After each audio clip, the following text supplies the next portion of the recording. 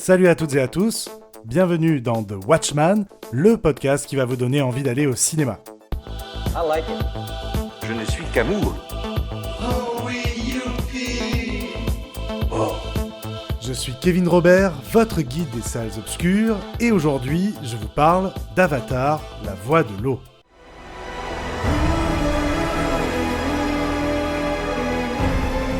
The way of water connects all things. Before your birth and after your death. This is our home! I need you with me. And I need you to be strong.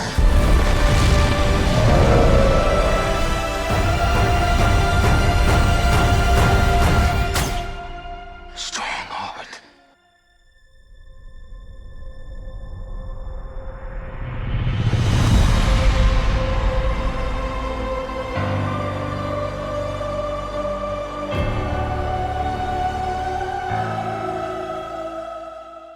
Avatar, la voix de l'eau de James fucking Cameron, à la fois scénariste, réalisateur et producteur de ce deuxième film de la saga Avatar. Alors pourquoi je dis fucking ? Eh bien tout simplement car Avatar 2 est le film le plus cher de l'histoire avec un budget de 460 millions de dollars. Oui, vous avez bien entendu, 460 millions de dollars et c'est hors frais de marketing bien entendu. Alors qu'ai-je pensé de ce blockbuster de la démesure ? Eh bien pas mal de choses positives et négatives. Je fais partie des rares personnes qui n'attendaient pas spécialement Avatar 2, et comme l'an dernier, pour la période des fêtes avec Matrix 4, je déroge à la seule règle de ce podcast qui est de parler uniquement des films que j'ai beaucoup appréciés. Petit avertissement avant de démarrer, puisque tout le monde, ou presque, ira le voir au cinéma, en tout cas, je l'espère pour nos exploitants qui ont besoin que le public retrouve le chemin des salles après une année 2022 très difficile, eh bien je me permettrai de dévoiler quelques petites intrigues de cette suite sans pour autant spoiler. Nous retrouvons Jake Sully et Neytiri qui vivent pleinement leur amour sur la planète Pandora. 15 ans après l'assaut des humains contre l'Arbre des âmes, voilà notre heureux couple parent de 4 enfants, communiant plus que jamais en toute harmonie avec la nature. Mais les humains font leur retour sur cette belle Pandora, toujours plus avides de contrôle de ressources. Les navis ne peuvent plus rester pacifistes et doivent remettre en question leur statu quo. James Cameron a littéralement rêvé d'Avatar et la mise en image grâce à son ambition démesurée. Audacieux avant-gardiste en 2009 avec le premier volet qui a marqué les esprits, il repousse à nouveau les limites artistiques du 7e art et de son industrie pour nous offrir quelque chose que nous n'avons encore jamais vu. Pandora est sublime et l'animation des navis est sidérante. Pour arriver à ce résultat bluffant, le technicien / ingénieur qui est Cameron a développé les performances de la motion capture.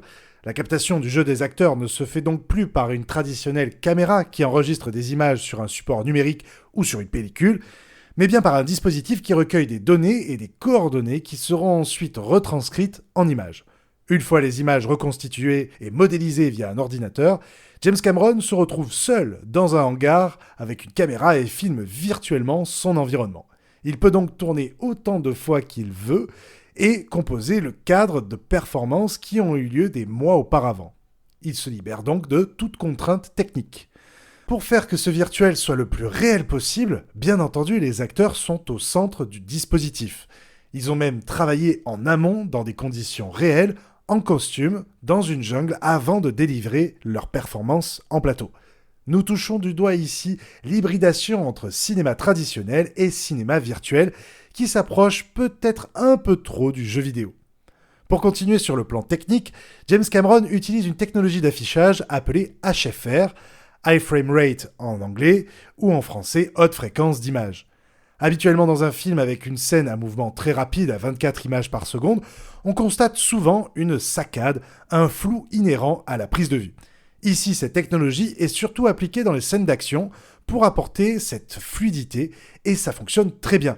Mais elle n'est pas appliquée dans les scènes de dialogue. Par exemple, de fait, lorsque nous passons d'une scène 48 images par seconde à une scène en 24 images par seconde, le manque de fluidité se fait ressentir, à tel point que je pensais que l'ordinateur du projecteur ne suivait pas.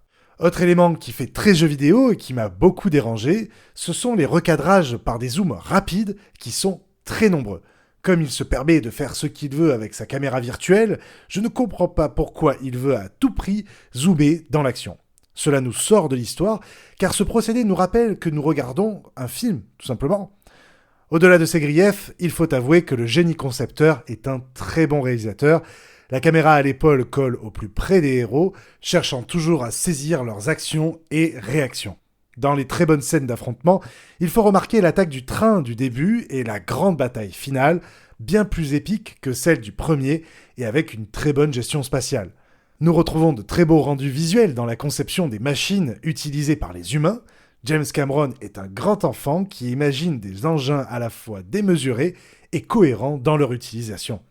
L'arrivée des humains à bord de ces navettes spatiales nouvelle génération, excellemment bien designées et carrément époustouflante, la musique dantesque accompagne à merveille cette scène. D'ailleurs, toute la bande-son est réussie.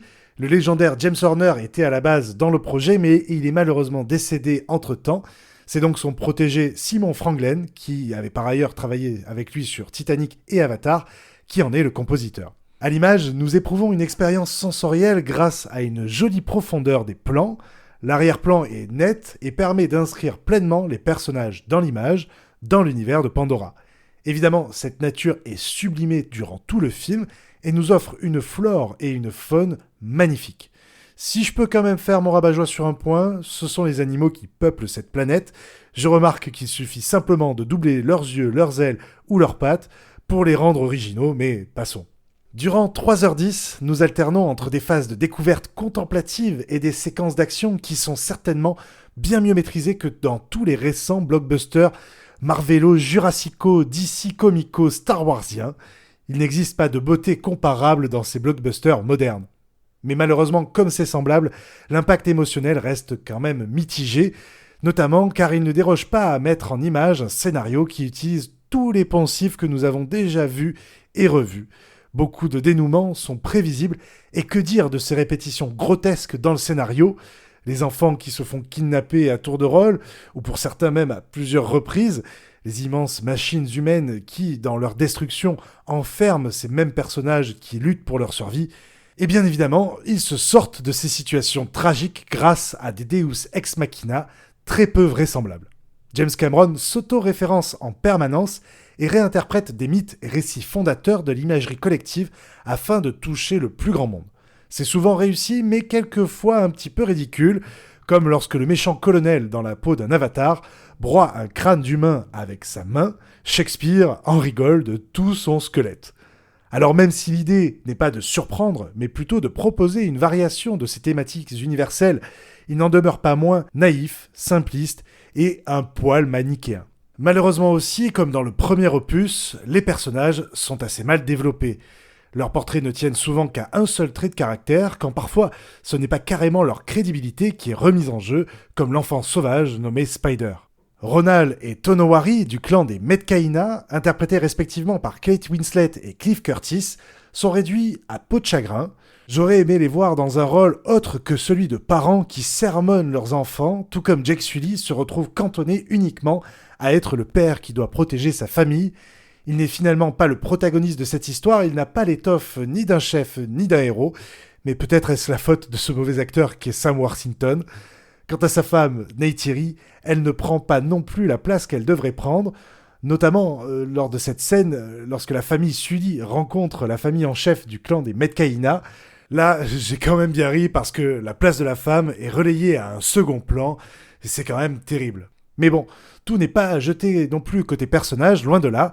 Justement, Zoé Saldana, qui interprète Neytiri, vient nous tirer une goutte d'eau salée de notre œil lors d'une scène particulièrement marquante.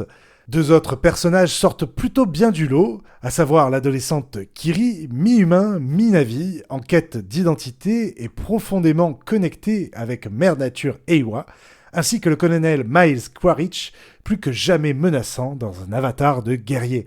Même si je préfère les histoires qui sont sur plusieurs niveaux de lecture et de compréhension, Avatar, la voix de l'eau, reste une prouesse et fonctionne globalement bien.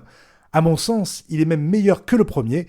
Et d'ailleurs, sachez que 3 autres films Avatar sont déjà tournés ou en préparation, Avatar 3 est prévu pour décembre 2024, le 4 et le 5 sont respectivement prévus pour 2026 et 2028.